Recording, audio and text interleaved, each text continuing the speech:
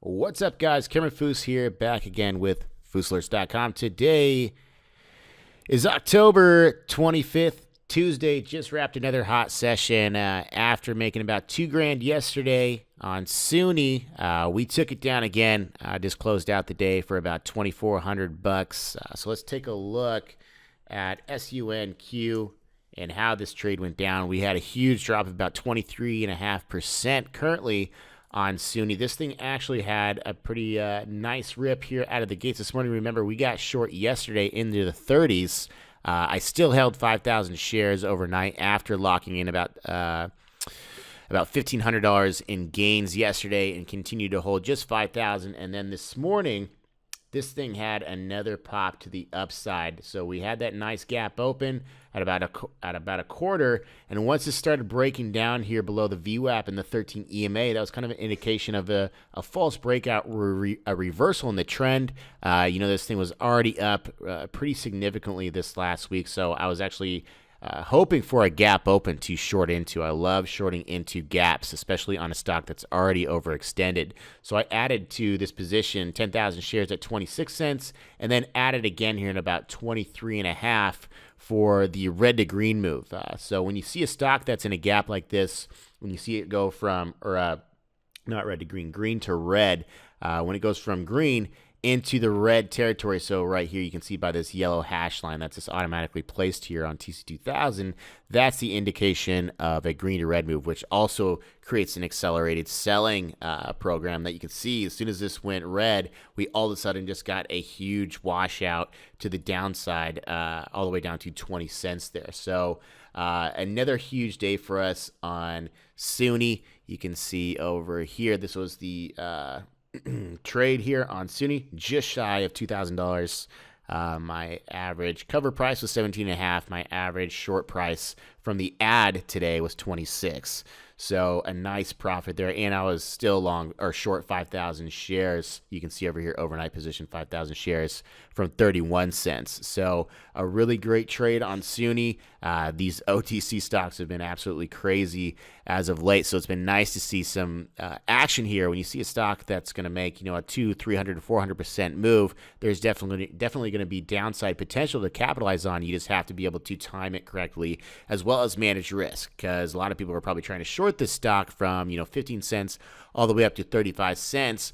It's really just about being able to time it, but there's no way to predict any of these trades. You really just have to go in for these positions based off certain patterns and manage the risk from there. So we timed SunQ to the T. We got in there perfectly again for an additional 20,000 shares at 26 cents on the VWAP and 13 EMA breakdown, and this thing just got a huge washout. And these, are stocks that are on the verge of bankruptcy. So the odds are definitely in your favor. The other one was ORIG, another oil play. So we had been playing or trying to trade ORIG for quite some time to capitalize on this revival breakout pattern, also a dollar roll. So this is a very, very, picture perfect Fous 4 revival pattern on ORIG. And the problem is that my mental capital was definitely lacking due to the fact that I had tried to previously trade this about 4 times for the breakout, and every time this thing got any sort of spike up towards the breakout in the mid-90s range, it would quickly sell off on low volume, and I would have about 10 to 20,000 shares, so I was instantly down, $500 to $1,000, pretty quickly. And I didn't have anybody to sell to because it's a little bit low liquidity on this stock. So we actually got long yesterday at about 93, I believe it was, and I scalped out for $250. Nothing real there because I was hoping to see this actual follow through that we did see today. Unfortunately, we did not see it yesterday because I had about 20,000 shares of this yesterday to get in on, and then today I went 20,000 shares again on the actual dollar roll. So it would have been nice to hold overnight and actually still have those shares, but I still took advantage of this stock, but just for a small scalp. As you can see here, this did have an F1 breakout.